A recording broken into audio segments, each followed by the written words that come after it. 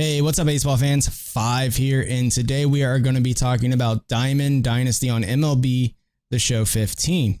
The season has ended, and we have one more update left that's going to be coming in the next few weeks from the developers. And what I would like to talk about with you guys and have a nice open discussion about this is why we loved MLB 15 and what was some of the great things about it, and also talk about some of the negative things that we didn't like about it. And I want to talk to you guys and my ideas and, community ideas for the next installment of MLB The 16, the show, and see what they can implement for Diamond Dynasty. Now, guys, I want you to put in the comment section below is, what are your guys' thoughts? What did you love about MLB 15 and what would you like to see in MLB 16? And write some of the things that, you didn't like in MLB 15. And on the next episode, because this is probably going to be about 2 to 3 to 4 part series, is, write down what you guys think about it. And I'm going to read it on the next episode. Because I want to get the whole entire community involved. And if it takes off from there, I might try to get other community members to come on and talk with them and see what their thoughts and, what some of the things that they like about it and didn't like about it. And what would they like to see in the near future? So DD was, for this version, was distilled. What they did is they took a lot of the stuff out of the previous version and made it simple, made it easy. Anybody can go into this game mode and understand it. Like, that's what deterred me away from previous ones. And that's why I stuck with Road to the Show and franchise mode. With this, changing it up because everyone told me, MLB's changed, Diamond Dynasty, you're going to love it. It's just like all the other ones. And I'm like, okay. So I picked it up and started playing. And I'm like, okay, these packs, they seem reasonable and stuff like that. And I'm like, wait a minute, there's no contracts anymore. I get to keep my players. I don't have to worry about, recycling and stuff like that. I'm like, I'm in. This is awesome. This is the distilled version of it as MLB used. And it was amazing. And what really, really drew me in was, the changes, the rating changes once a week. And I'm like, what? Like, really? And then MLB The Show Tips was born, and his Twitter and YouTube and everybody flocked to it. Who's going to go up and who's going to go down. And then we're streaming it.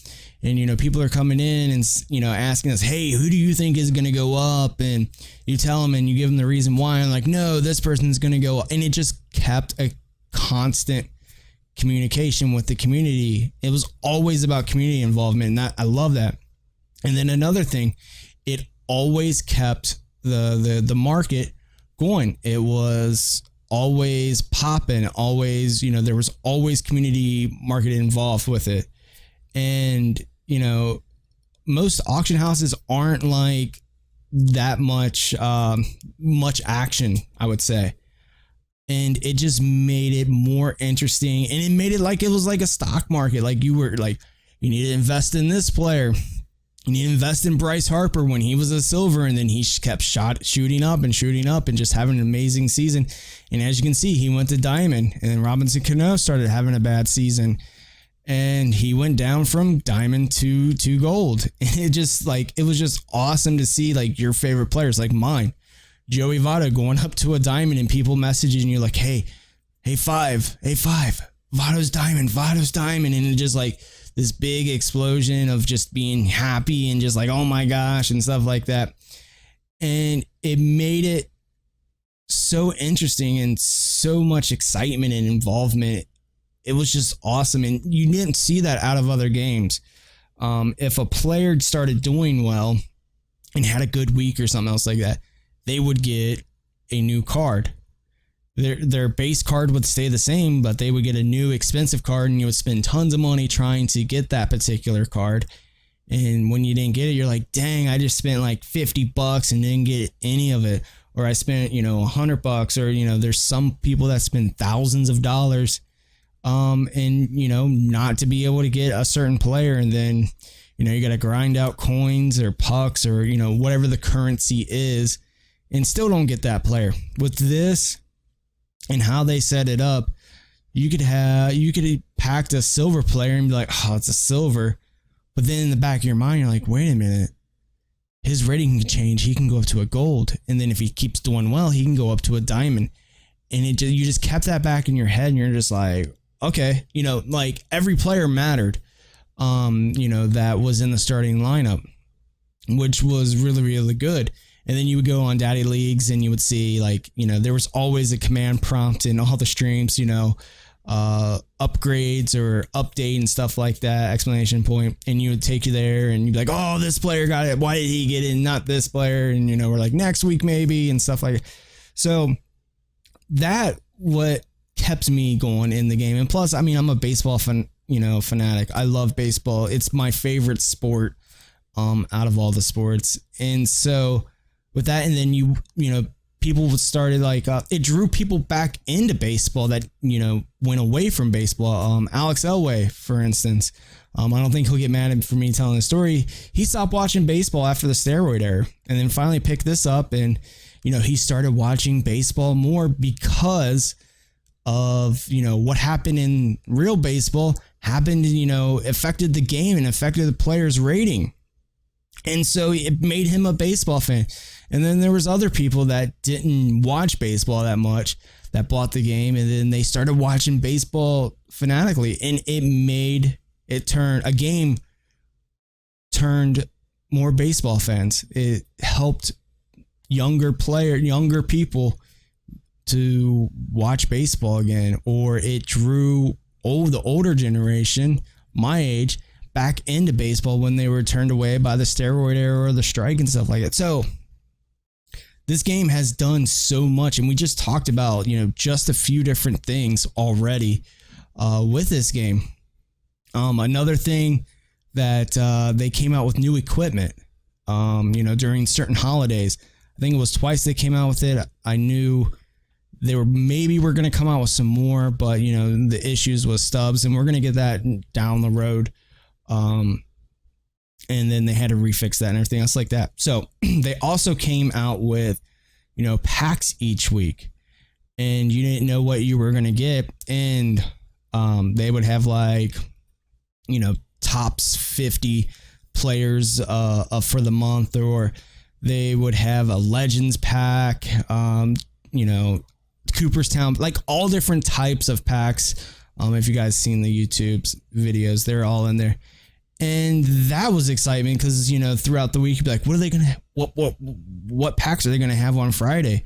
This, that, and the other. And, who's going to be, when should we sell our players? And, for Monday and upgrades, and it was just amazing to see. And some of the things that I would like to see in the next installment with the cards and players, and what I would like to see is, like, say we take a look at Mike Trout. He's a 99 right now.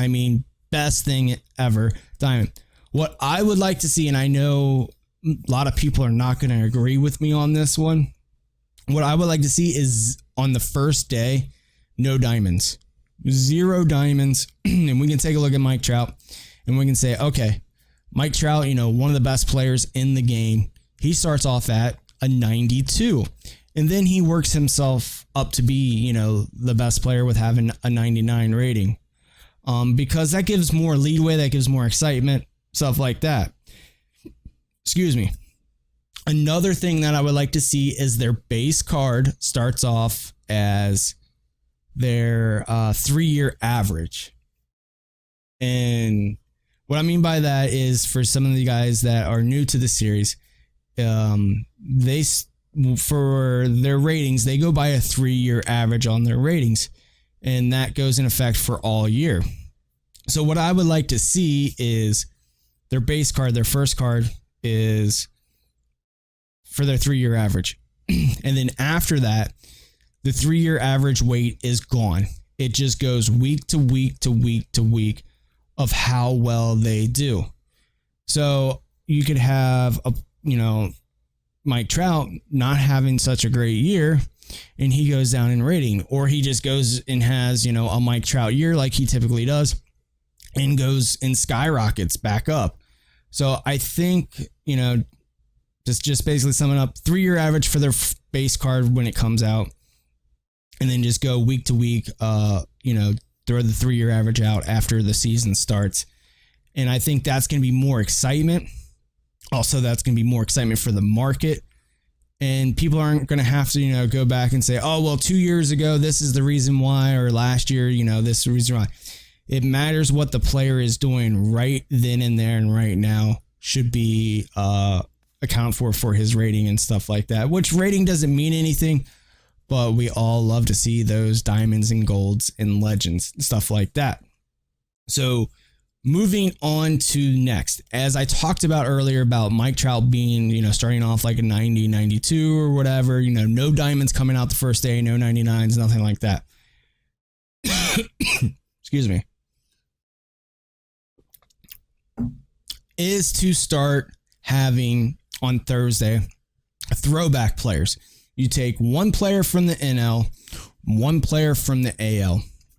And so we could say Joey Votto. We could have Joey Votto's MVP year and say his base card is, an 88 or something else like that.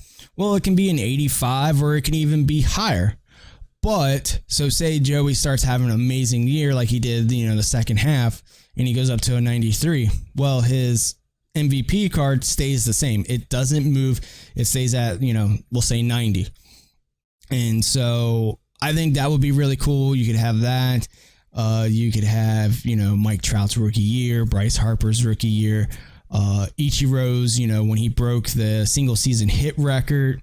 You could have Cy Young, R.A. Dickey, Cy Young, Clayton Kershaw. You could have Robinson Cano when he was with the Yankees. The only thing is I don't understand and no agreement is with Major League Baseball with San Diego Studios. I don't know if they're able to do anything like that. So I'm just saying, if that's possible, we'll throwback cards. And I know, guys, you guys want to see more and more legends. Well, with legends, that cost more money. Because of player likeness. So, to get more cards involved, since they already have the likeness of the other, of Major League Baseball players currently, to see more cards come out like that would be really, really cool. And I don't think it would cost any more money for them, just to make the card and come up with the rating system for that. So I think that would be really, really cool. And maybe have a player of the month card maybe. And another really cool thing I would like to see is like a milestone or a moments card. So say something really cool happens in baseball, like Max Scherzer, where he had, a no-hitter, come out with a special edition card for him for hitting that milestone. Or A-Rod hitting 3,000 hits. Just have something like that, where a player hits a big milestone in baseball and goes down to the history book. And, have that card come out and in packs or something on Friday or something else like that. That would be really cool to be able to see and have. Other than that, I think that they are onto something, that they are doing something really good with the cards and stuff like that. Next thing is what else I would like to see. And they have to put this in because this is like one of the biggest complaints about 15 is why can't I face my friends in DD? All the other game modes that you have, other like NBA, you have NFL and NHL and soccer. You're able to face your friends and you don't get nothing off of it. You don't get no coins. It doesn't go towards your record and stuff like that, which I think would be really, really cool. Cause I could play other people. I wouldn't have to worry about like saying 3, 2, 1, let's queue up. I can just have friendly matches with people. I can play with my friends. Instead of going into head to head, just playing with regular teams, I could play with my own team. I think that's got to be a must, in my opinion. And I was very shocked that it did not have it in there. But I mean, they can put it up here, like, have head to head, play CPU, extra innings, and then play a friend. That would be really cool, and it would keep the game going much longer.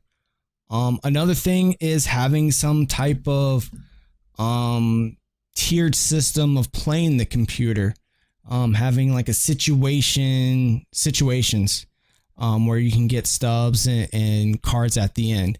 I think that would help building stubs for people that don't want to work the market. Because let's face it, you have all the collections completed and you play a head-to-head game. You get it takes like what, a half an hour, 45 minutes to play a game to over an hour. You get 200 stubs and you're just in, a couple players at the end, or 200 to 300, sometimes 400 stubs. And it's like, okay, so to get one packed, I got to play 2.5 games. Well, that could be 3 hours right there.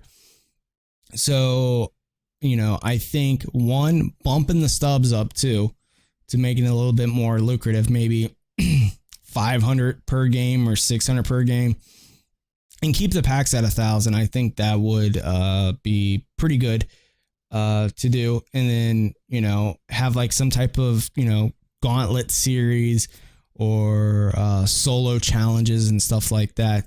And you can come out with new solo challenges every month, and take some of the community challenges too and work them into the solo challenges. Also be like, this week we're going to feature, Cardinal Bird 5's challenge of the week and stuff like that, where you can earn, you would have like a tiered system of like, well, if you do this, you'll get this many stubs, or if you do this, and get this many stubs. I think that would be really cool, and have like a chance to get a card at the end. And you're going to see more people playing it. Also, you can get like, once you pass it, you get 1 attempt. Well, I shouldn't say 1 attempt, but once you pass it, you can't redo it over again, where we would see another issue with the double play challenge, where people utilize blue stacks, use the auto clicker using the PlayStation app. And that was just bad to see, where people were getting, a couple 100,000 stubs in a day. Just turn on their PlayStation, turn it on BlueStacks and stuff like that.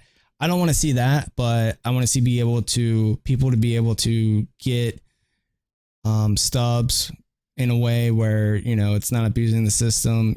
They don't have to work the market if they don't want to work the market or buy them. I think that would be really cool to see and introduce into the game. So I went over a few points, guys, but like I said, if you guys watched the whole video, what would you guys like to see so far in MLB 15? What did you love about MLB the 15? What did you not like about MLB 15? And what do you want to see in MLB 16? We went over a few points, and like I said, this is going to be a series. It's going to be a few different episodes. So let me know what you guys think, and I'll talk, and whatever you guys post, that will be featured onto the next episode. So if you guys did like the video, please like, comment, and subscribe. One love. 5 is out.